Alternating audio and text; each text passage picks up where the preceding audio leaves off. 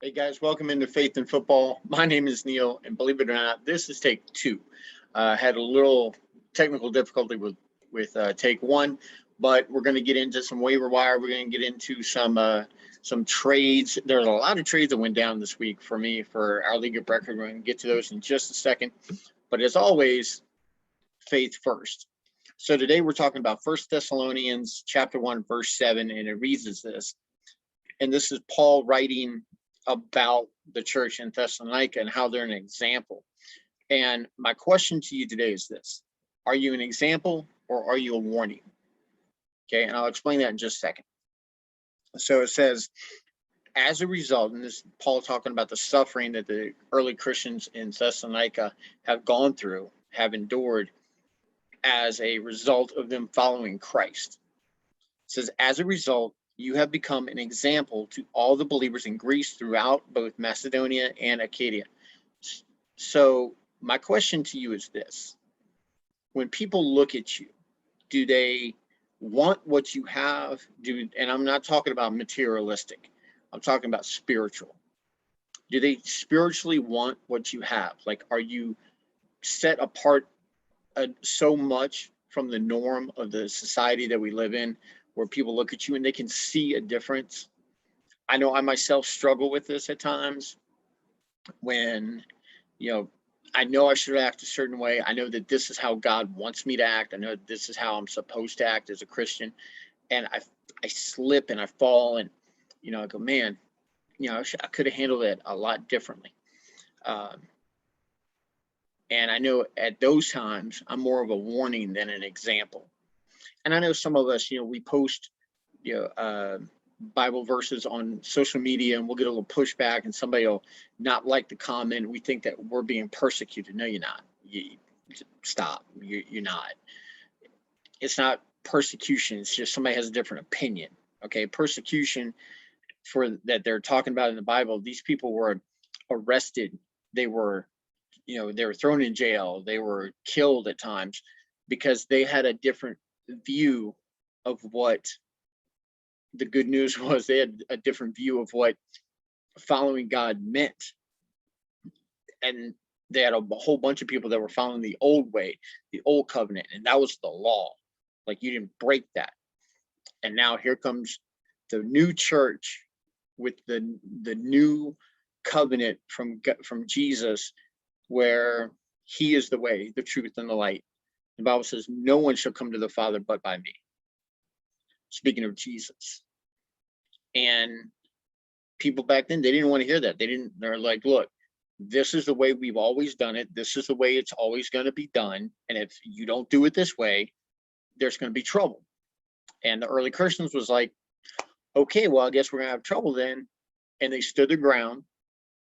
And in Thessalonica, they stood their ground really well. They did it to the point to where Paul makes it a point to say that you're an example. You are what we're striving to get to, where other churches, other believers should be. So what are you doing today? What is it about you where people can look at you and go, you know what? They're different. And if you're not a believer and you're watching this, I encourage you, find a good Bible preaching church, a gospel preaching church that preaches the good news, that preaches that Jesus is the only way to heaven, that you can't earn your way there. Okay, that we are all sinners and we have all fallen short of the glory of God. It's coming up on the Christmas season, and you're going to be hearing a lot of, Jesus is the reason for the season. Okay, that's great, and that's really catchy. But what does it mean to you?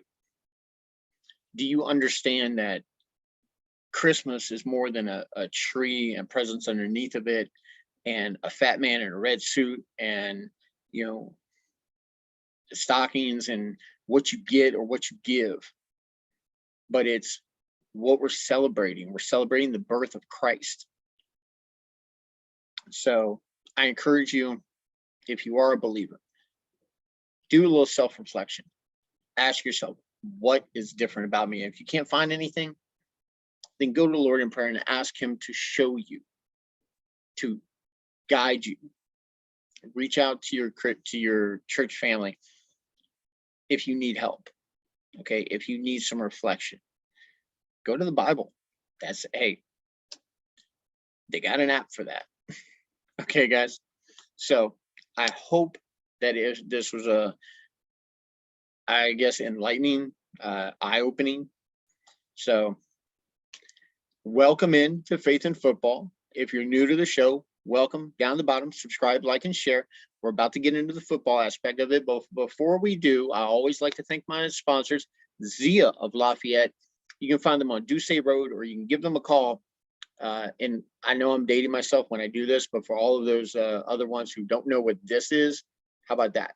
Is that better? Okay. So you can find them on Ducey Road in Lafayette, Louisiana. You can call them at 406-0013. You can also find them on Waiter and DoorDash. So if you don't want to get out, look, down in Louisiana, we're starting to get a little colder. People don't want to go out. I know colder is relative depending upon where you live. I know, like, if you're in Green Bay, okay, it's not cold. It's like really, really warm. You're probably wearing shorts. Okay, but if you're down in Louisiana, like 50, people are losing their mind. Now, I was raised in Southern Maryland, as you can tell by the decorations behind me and the attire that I wear. But yeah, go down and find them on DoorDash. If you don't want to go out, you can find them on DoorDash. You can find them on Waiter. But go down and see them if you are looking for them. Like I said, they're on Ducey Road. They're behind the Grand Theater off of Johnson Street and in front of Red Laurel's Health Club. If you're looking for some really good ribs, some really good rotisserie food, the grits are phenomenal. They get some corn grits. Look, if I could walk around with a pocket full of these things, I wouldn't pay for half the stuff in town. Okay, that's how good they are. And I'm not even exaggerating. So go down there, check them out. Tell them Neil sent you, and say hi to Tucker and Heath and Leonard and all the guys down there. Might even see me there. So thank you to them for sponsoring the show. I appreciate it greatly. Also, of course, my sweetest sponsor is Keller's Bakery in Youngsville. You can find them at 627 Lafayette Street off the Youngsville Highway. If you go down there and you mention that Faith in Football sent you, you get 2 free mini cupcakes with your order. So make sure you go down there and check them out. You can get whatever flavor you want of the mini cupcakes. They have, look, king cake, birthday cakes, pies, you name it, sweet, they got it. Okay, if you got an event coming up, you got a birthday, anniversary, you just need to bring something to Thanksgiving dinner, go down and check them out. Okay, so let's get into some news, and then we'll get into some trades, because the waiver wire this week, guys, is scary. It's nasty. You don't even want to touch it. Okay, it's just, unless you're in like an 8-person league, it's just barren. Okay, so let's see here. Now, the latest news, I know everybody's been asking me about, hey, where do you think OBJ is going to go? Look, the latest that I've heard is that the Patriots are making a real big push. The Packers made an offer of the veteran minimal. Now, we all know OBJ is probably not going to take the league minimum, even to play with Aaron Rodgers. Okay. Would I be surprised? Yeah. Would I be shocked? Probably not. Like, it makes sense for him to go there, because if he's going to succeed with anybody, it's going to be Aaron Rodgers. Okay. I heard tale of him going to Seattle, that Russell Wilson went to the management and was like, hey, let's get OBJ here. As a DK Metcalf owner, I hope that doesn't happen, because that's just going to be really, really bad.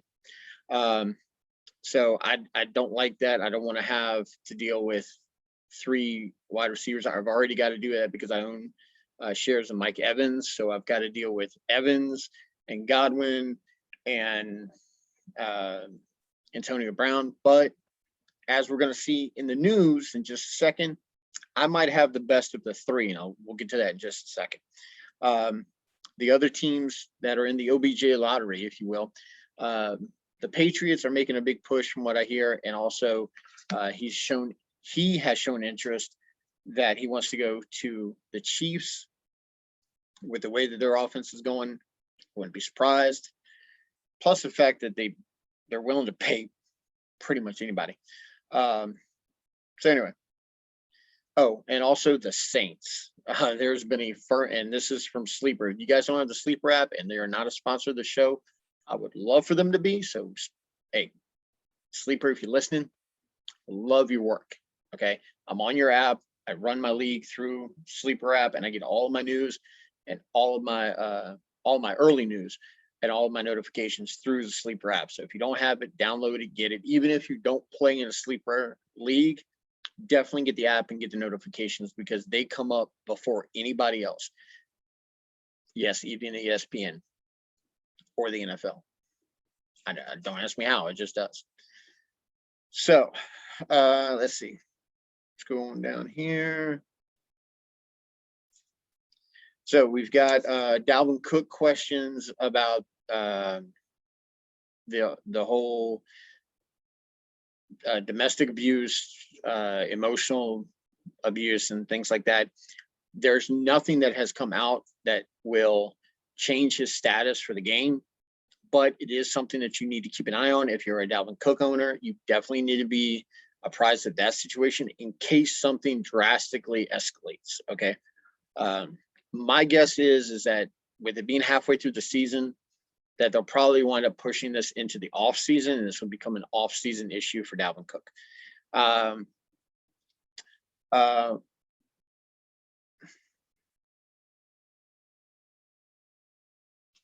So those of you who had Michael Carter, raise your hand. I had Michael Carter. I started him hoping that I could repeat the phenomenal first game that he had with Mike White.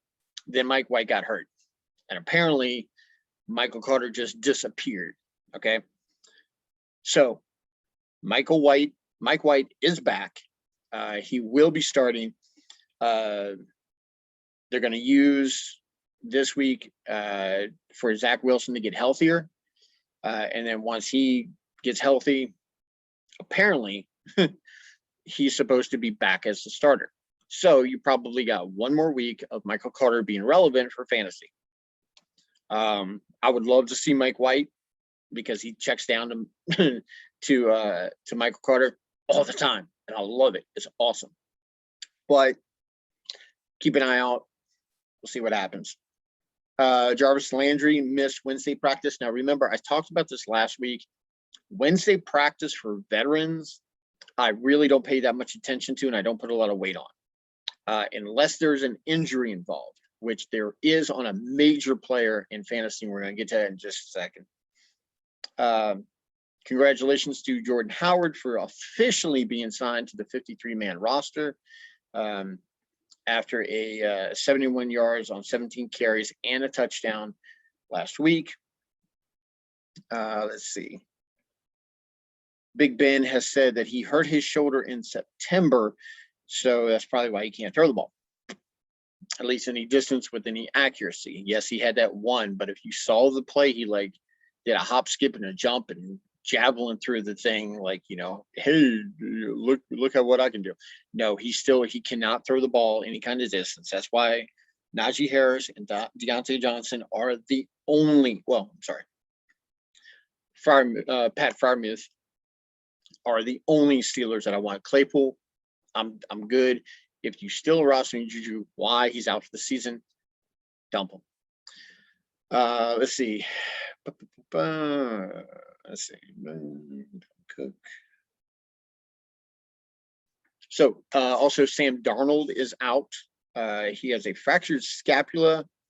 Injury will cause him to miss several weeks. The last that I heard, it was 4 to 6. So PJ Walker will be the backup and step in.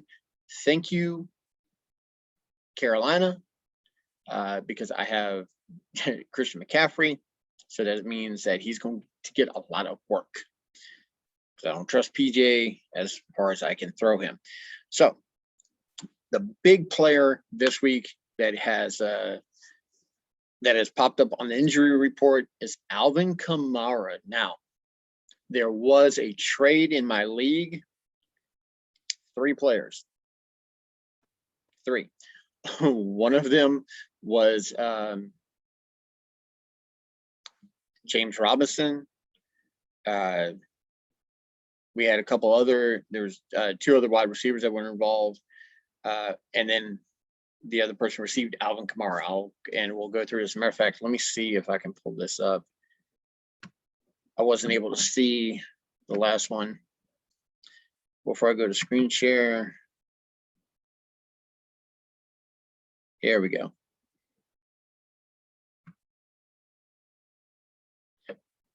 Okay. So I'm going to show you guys the trade that went down in my league of record. You see right here, Jerry Jeudy, James Robinson, and Jalen Waddle for Alvin Kamara. Now,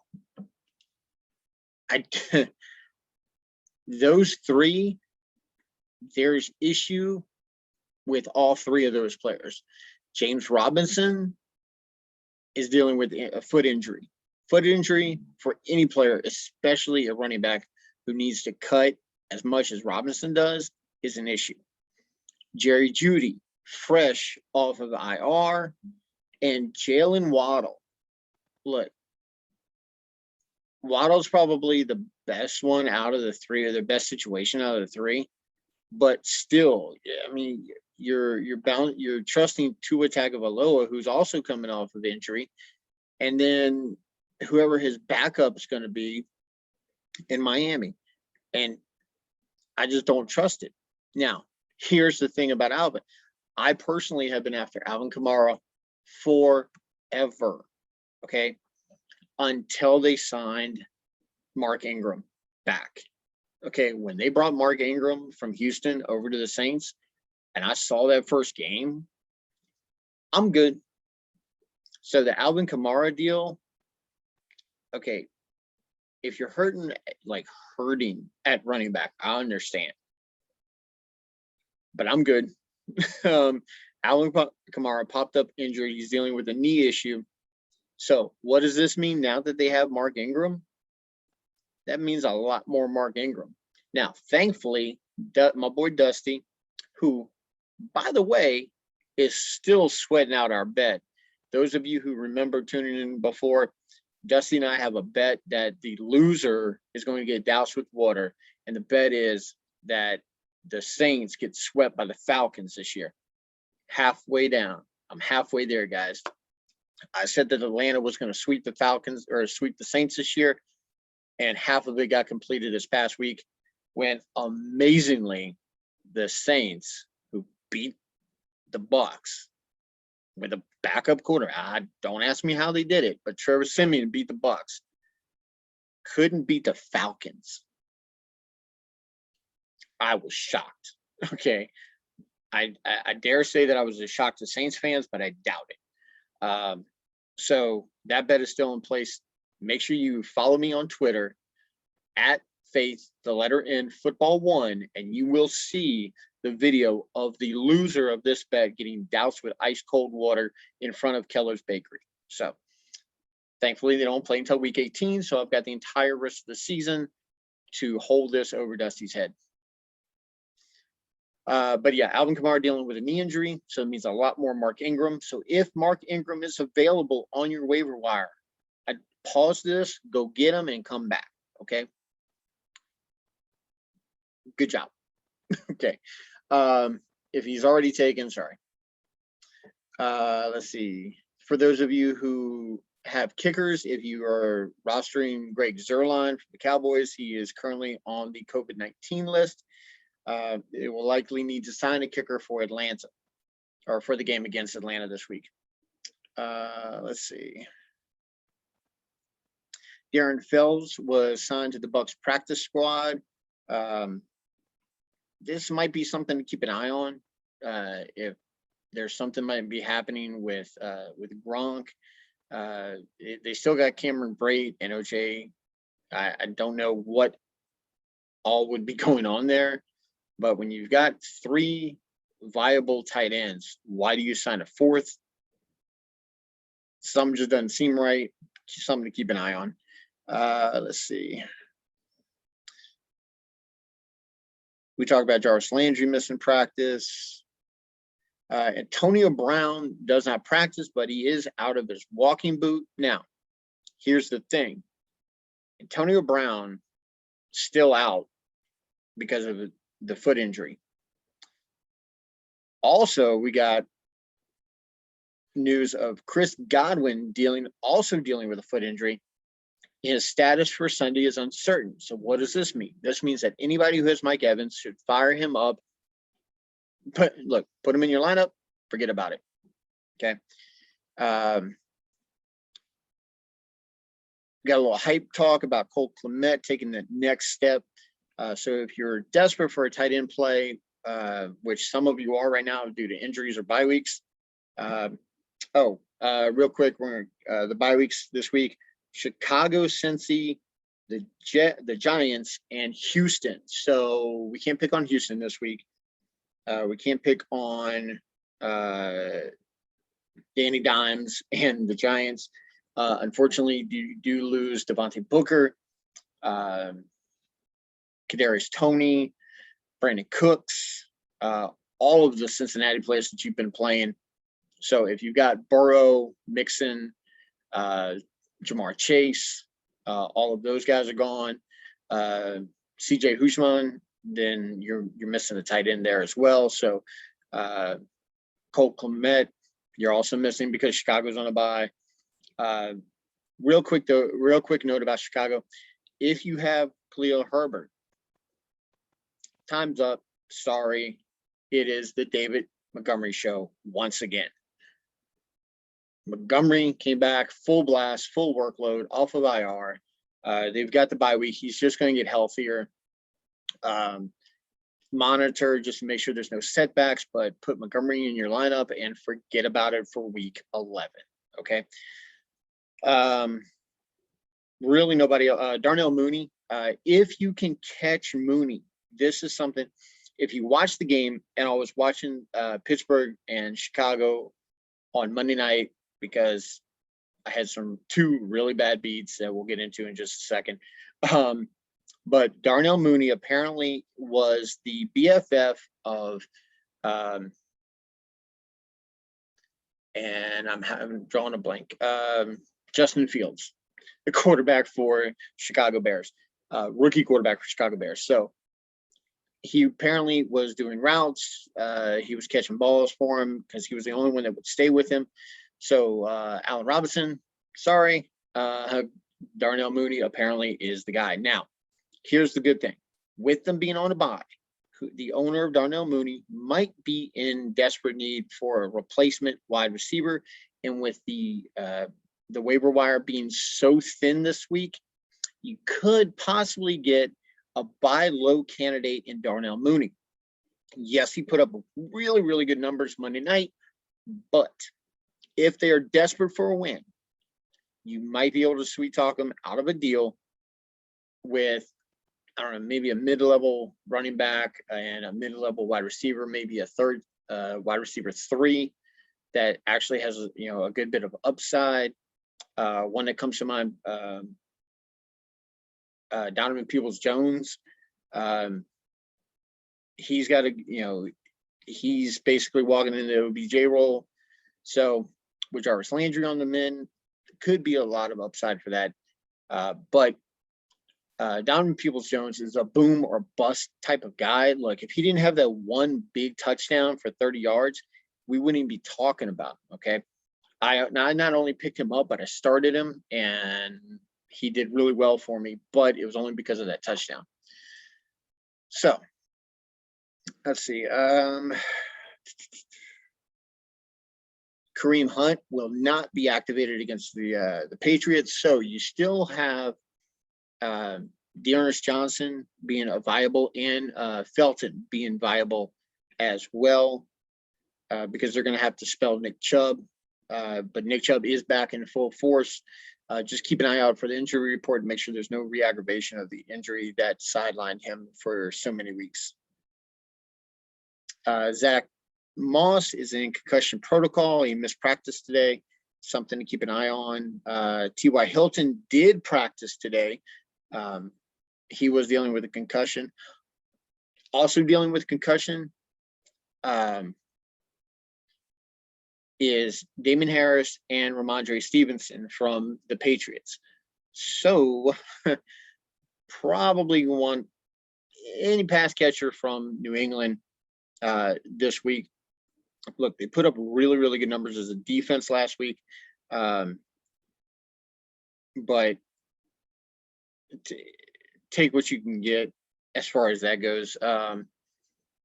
I've never really liked trusting any New England running back except Damien Harris.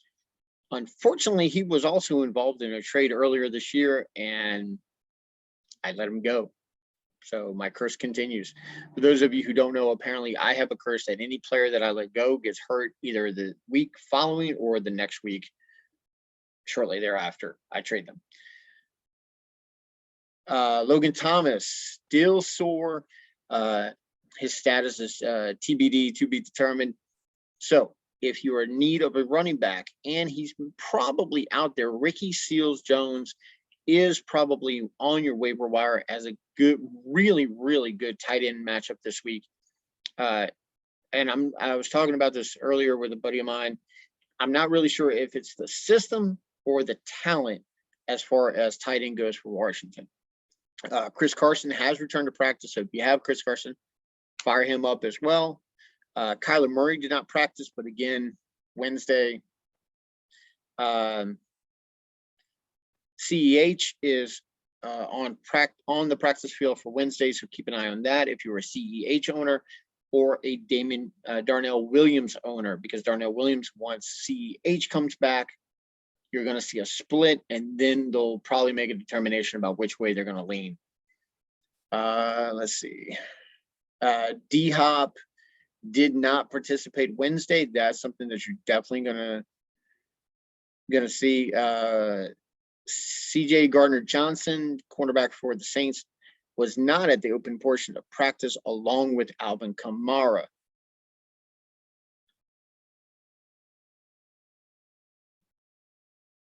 Let's see.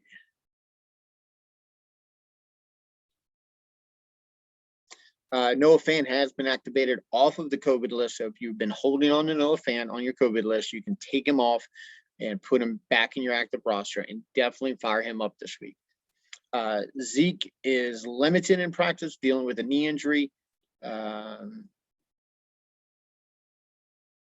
dealing with a knee injury. A.J. Brown was limited in practice, so that's definitely something that you guys are going to have to keep up with during this week, and we'll get into that a little bit later, either on Thursday or Friday for the show. But right now, I'm going to give you guys a few trade buy low and sell high candidates for your waiver in place of your waiver wire. So real quick, let's go to the share screen. So we talked about this, and I think, sorry, I got the pup here, and it smelled. I think you farted. She farted. Anyway, so this trade went through. We already talked about that. Let's go up just a touch.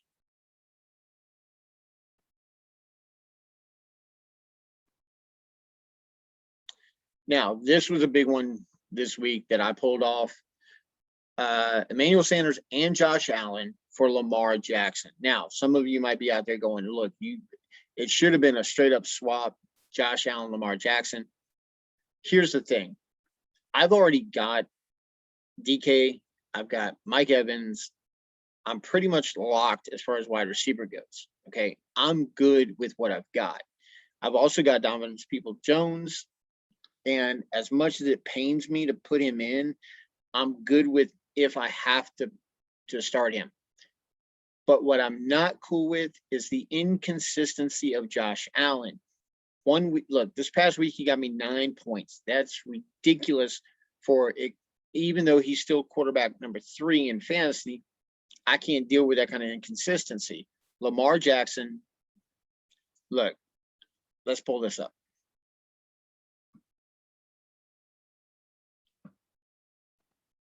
Okay, Lamar Jackson, look at this production. 17, 34, 20, 21, 48. That one bad game, and then 25, the bye week 36. So look, both quarterbacks have had a bye. So there's really no added value in this trade other than the fact that he gets Miami, Chicago, okay, Cleveland twice, and Pittsburgh. That's going to be a little rough, but he still got value with his legs. Then you got Cincinnati and the Rams. Okay, Cincinnati just got torched. The Rams have also been torched. Okay.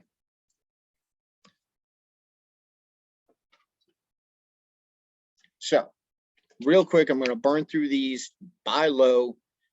Josh Allen. If you were in a league like I wasn't happy with Josh Allen. You come in with an offer. I'm willing to listen. Same thing with Patrick Mahomes. I know this is crazy to say for these two quarterbacks that have had such great fantasy success, but as of late, these guys have been underperforming. So the owner is probably a little upset right now, and you might be able to get in and get them for a lot less than you normally would have to pay. And if you believe in the talent of Josh Allen and Patrick Mahomes, go in with a lowball offer and see what happens. Buy low again. DeAndre Swift in a week or two.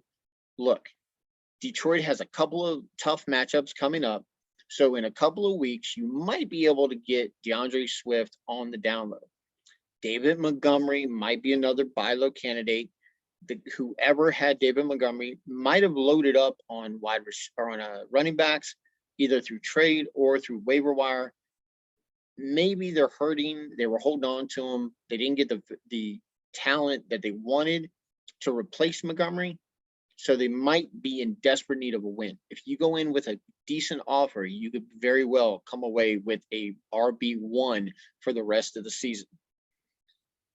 Wide receiver, and this is going to sound crazy to say, but Calvin Ridley is probably on your waiver wire. Look, he was put on a short-term IR. He was not ruled out for the season. He was not released by the team, which means that the team expects him to be back at some point in time, or at least has the door open. As long as Odell doesn't sign with Atlanta, you should be good to go. Now, you can stash Ridley on your IR spot because he's technically on IR. So you can go ahead and stash him. Okay, he's definitely worthy of a stash. Then Brandon Cooks, being on a bye, whoever the owner of that is probably looking for a replacement. You can go in and get him. He's had some issues with quarterback, but Tyrod Taylor should be back. He's got another week with this bye to get healthy, and he should be good to go. At tight end, Dawson Knox was the third highest fantasy tight end before the injury. Now, with Dawson Knox coming back off of IR, you might have to sweet talk a little bit, but whoever's been surfing the waiver wire for a tight end is probably hurting for a win as well. So going with low ball offers, see what you can get. Selling high. Look, Lamar Jackson, as I said, has a track record of great games. You're gonna have to pay up, as I did, for Lamar Jackson, but it's definitely worth it in my opinion. Joe Burrow. If you are the Joe Burrow owner, sell high now while you got the momentum, because they went from number one in their division to dead last right now. So, plus on the bye week, you need to go in with the momentum. Okay. Yes, they had one bad game prior to the bye, which isn't really that good for trade value, but it's Joe Burrow. He's got Jamar Chase. He's got Joe Mixon. He had a decent defense. So go in, see what you can get for him. Another sell high candidate, Melvin Gordon, but you're probably going to need to package him with somebody in order to get what you want from Melvin Gordon. He's been putting up really, really good numbers. The rest of the season schedule, if you want to go after him, is cake. He's got the easiest running back schedule left for the rest of the season. James Conner, look, he's coming off of the best game of his career, probably, as far as fantasy goes. I can't remember him putting up 40 for any season, even when he was with Pittsburgh. Okay. but he had no D-Hop. He had no Kyler. Okay. He had no Chase Edmonds. Chase Edmonds left after the first play. So the next guy up, wide receiver, Debo Samuel and Devonte Adams. I know it's crazy to say, but look, if you want to sell on Debo, look, they're still with Jimmy Garoppolo. But as soon as they make that switch to Trey Lance, things could fall off quick. Plus the fact that he's starting to deal with calf injury, and you know Debo's track record. Right now, he's leading the league in yards per game. Use that and sell high. Get you a haul, get you a good running back, a good wide receiver. Make sure you're taking no less than 2 for 1. Okay? Same thing with Devonte Adams. Look, we don't know what's going to happen. If you want to sell high on Devonte, I get it. And this is probably the only guy that I'm selling high on from a wide receiver standpoint, unless it's Cooper Kupp, but you're really not letting go of the number 1 wide receiver in fantasy right now. And remember, all wide receivers are inconsistent. So you might get these couple of bomb games from Devonte, but you're definitely getting the name-worthy recognition in this trade. Again, make sure you're getting 2 or possibly even 3 for 1 on this deal.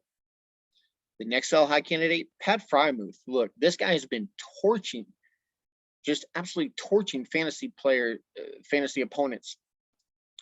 He got a really good week this past week. Big Ben likes him. You can sell high if you're in the need for a tight end. Let's just say, look, you picked up Pat Frymuse probably because you were missing Dawson Knox. Now that Dawson Knox is coming back, you don't really need Frymuse.